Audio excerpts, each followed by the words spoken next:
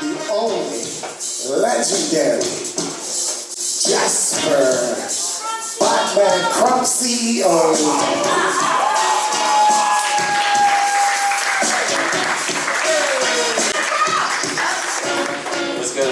What's going on, everybody? This is crazy, man. I'm really happy to be here, honestly. Super dope to be here. I think there's like a tasting party tonight, and the fact that you guys are here speaks volumes, you know what I mean? You guys can be smoking, doing all this shit. You guys are here trying to level up, you know? You guys are trying to get better, get some knowledge, so I value your time a lot. And I put together a little something that I hope will give you guys some value. It's definitely got to do with action. It's got to do with some mindset. It's the principles that I live by, and I'm honored to share that with you guys. So thank you guys so much for being here. I love it. It's a very intimate group. I love the energy that's here right now. So a little bit about me. Yeah, my name's Jasper. I'm Chinese. I come from a Chinese family. My parents came here when I was in the womb. I grew up in Scarborough. You know, I was by VP Finch for a little bit. My mom's house was by Scarborough Town Center, so I'm an only child. My parents split when I was about 4 or 5 years old, so growing up I was just kind of bouncing between my mom's house and my dad's house. So there wasn't really like a whole lot of stability, but every 2 years I always went to a new school, had to reacclimate myself, and I don't know if you guys know, but you know, in Chinese culture, doing well in school was a big thing. All the pressures of like, you know, this is a certain path you have to be, a doctor, a lawyer, do well in school. There's a path that was kind of very much ingrained in you. And for whatever reason, there was just something about that like I just didn't get. Like I just didn't really understand it. I never really did well in school. I wasn't really good in math either. I didn't really have a good attention span. Something was just kind of telling me that there was something more to life. There's something more to just living your life, finding purpose, doing what you love. And I remember sitting at home one night, a few nights, and every night I would sit at the dinner table and I would hear them talk about their days and their jobs. And every night they'd just be complaining about, man, they hate their boss, they don't like what they're doing. And I'm like, and these are the people telling me I need to go through this path.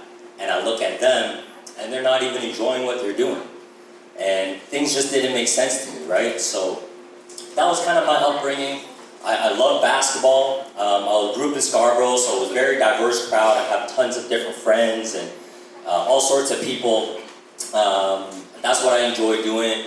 Later on from basketball, I started crumping. You know, I love to dance. I got one of my crew members here. And it's very tribal, very energetic. I don't know if you guys have been to a crump session, but the energy is up, expressive, creative. So that was really my world, like doing what I wanted to do, surrounded with people that I love, living my life. And I didn't really know what I wanted to do, but I just kind of knew that whatever was being sold to me, I wasn't buying it. And I had no idea what entrepreneurship was. I had no idea what business was really at the time. I was just trying to figure my shit out. So growing up, that was kind of what it was, and my family would always be like, yo, basketball or dance, like, what are you doing with that? You know, you're not going nowhere with that. You gotta live a certain way, do well in school. So there's always a chip on my shoulder, a little stigma behind it that really motivated me. I used it as fuel to be where I am today. So fast forward a little bit, I worked a couple of jobs, retail, I worked as an ops manager for Legoland for a bit, didn't really like it, and eventually one day I said, you know what, screw this. Cannabis legalization was happening, and at the time I was working for a company called Watch It. I worked for a man named Darren Bondar, and I really respect Evie's story. I didn't know that you showed up to Steven working for free because I could really resonate with that. I worked there, they closed down, and then he started a new company called Spiritleaf. So I tagged along, you know. I saw him as a mentor. I saw him as a CEO, managing things, lease on his head, financial responsibilities, and I admired it. So I followed him. I said, I'm going to work for you for free too. I'm going to go to Kingston. I'm going to open that store up for you. I just wanted to surround myself with someone that I admired, someone where I felt like I could learn from.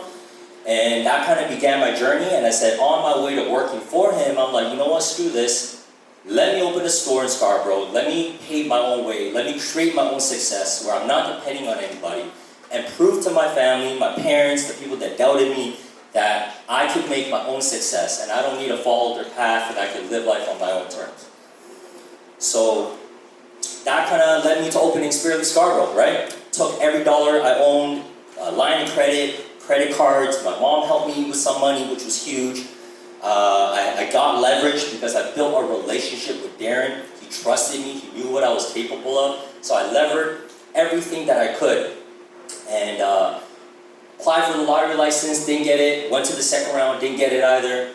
Finally opened up application. I was $500,000 in the hole, all my credit cards maxed. Had a $10,000 lease on my head that I paid for like a year and a half straight. Like I went all in. You know, there is no half stepping. I had to do this. This is all I wanted to do. And I just went all in, built Spiritleaf Scarborough to one of the top stores in the city.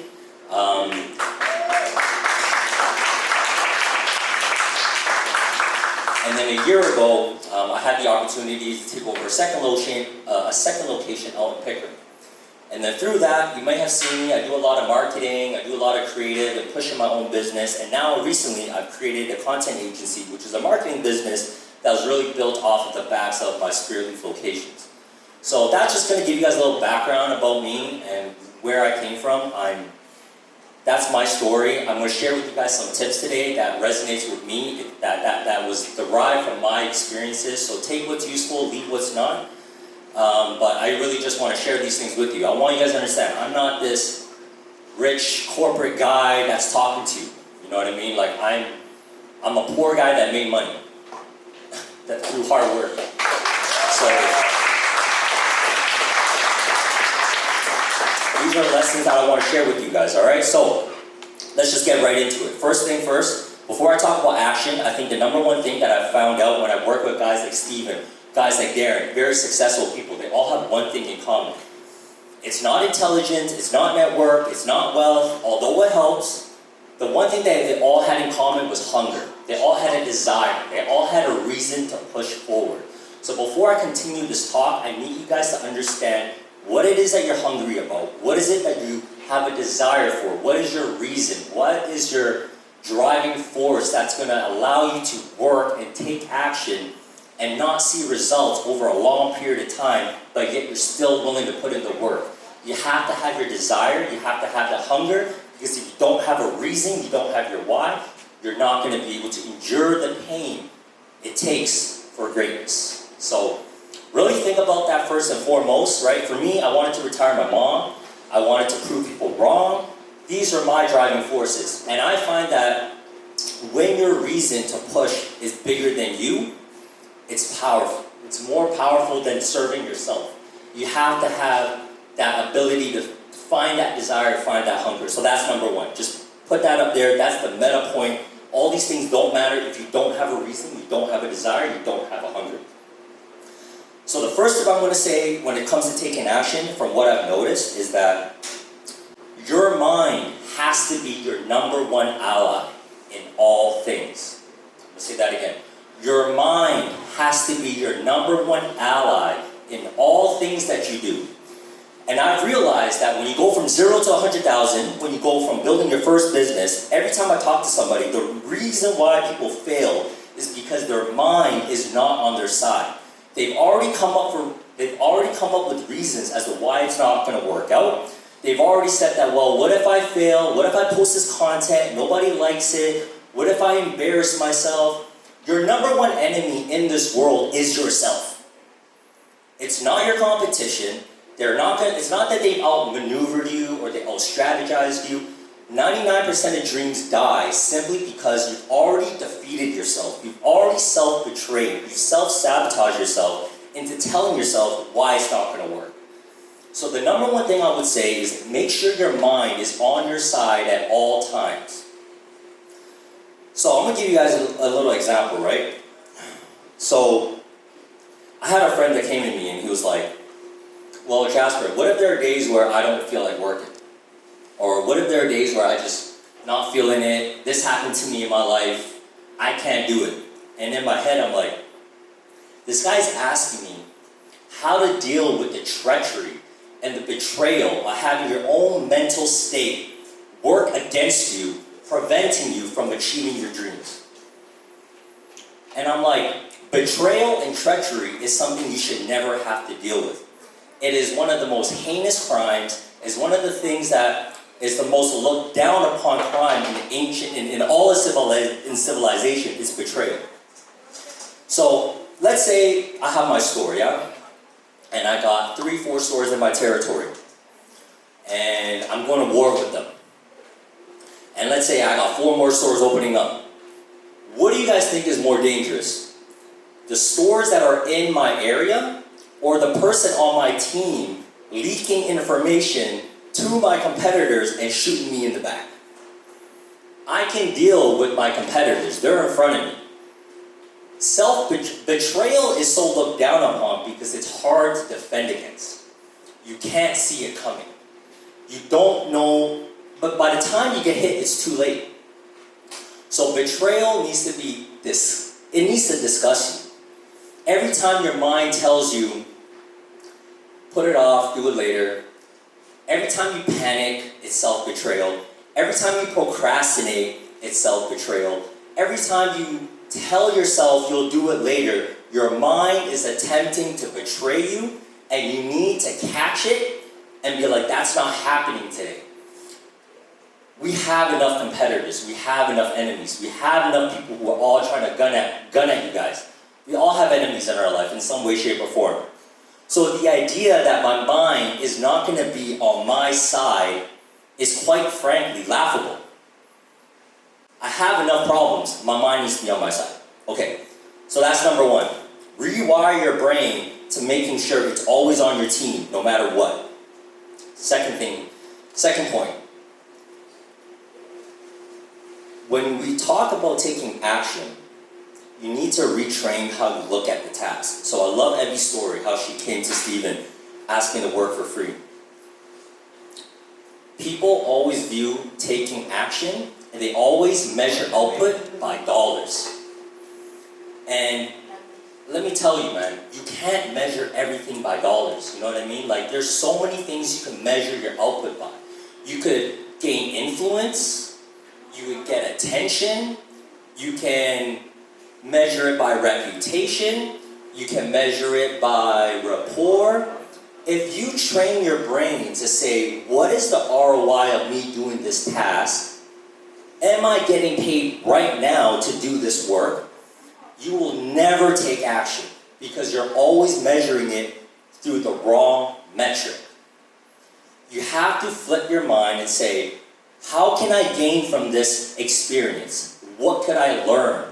Look at Edna, she's the national sales director because she offered herself to work for free. If she had said, what am I getting paid right now? I need the salary, I need this job, I need this pay, she wouldn't be where she is today, as an example. If I didn't do that, I wouldn't be where I am today. But if you always measure your work by money, like, it's just amateur. If I do business with someone, I'm not trying to milk everything out of the person. I'm not trying to screw the person over. Why? Because I only make that deal one time. I want to do business with someone for 10 years, for 20 years. I want to come back to the table and make money with that person 2, 3, 4, 5, 100 times. If I just screw someone over, it's just short-term thinking. So think long-term and rewire your brain and measure your tasks and your actions through other metrics and not just money. That's super important.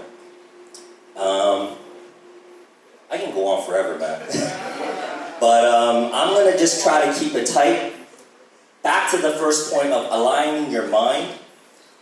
All the greats, the Kobe Bryants, the Michael Jordans, the Tom Bradys, you have to have a degree of illogicality. Because it's very easy to talk yourself out of doing something. Right? What if it doesn't work? What if I spend money on this website? What if I post content? What if I hire this creative? I'm out of money. I don't want to do it. It's not convenient. I could just chill, lay in bed with my girl, and everything's cool. I'm convenient. I'm comfy. It's very easy to talk yourself out of things. So you have to be unreasonable. It's unreasonable for me to think that I could just open a store and compete with the greatest chains in this country. It's unreasonable for Steven to think that, hey, I'm going to build the biggest and baddest chronic craft cannabis brand in the country. It's unreasonable for Kobe Bryant to say, I want to be the greatest player of all time. You have to be unreasonable. You have to have a degree of illogicality when you're pursuing your goals and pursuing your dreams. And I'm going to end it with this. If there's one thing that you guys can get from this, literally this is the one point that you could put into practice right now that would absolutely change your life, because it's changed mine. And it goes like this, right?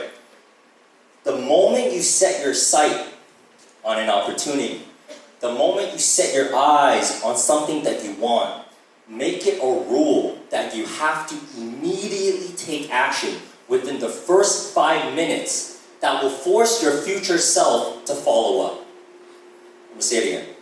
The moment you set your eyes on an opportunity, on a goal, it's a rule that you have to take action within the first 5 minutes for you to have to follow up in the future. If you put it off till later, you're no longer in that state. You have to take action when you're in that state where you're motivated, where you're inspired. Knowledge is potential power. Taking action is where the real magic happens. It doesn't matter how many books you read, how many talks you do, how many networking events you go to, how inspired or motivated you are. Your reality has not changed.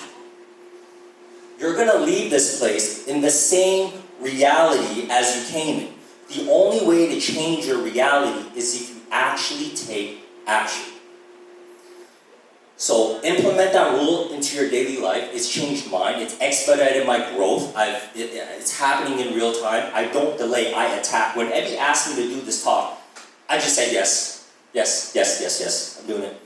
I didn't even allow my mind to be like, what if I got something to do that day? What if I don't want to do it? What if I look stupid? What if people are going to judge me? I didn't even allow my mind a moment to think and debate. I just said, yes, I'm doing it. You have to force yourself in a corner sometimes and burn the boats. High pressure is high performance. Low pressure is low performance. You have to put yourself in high pressure scenarios because that's where the greatness happens.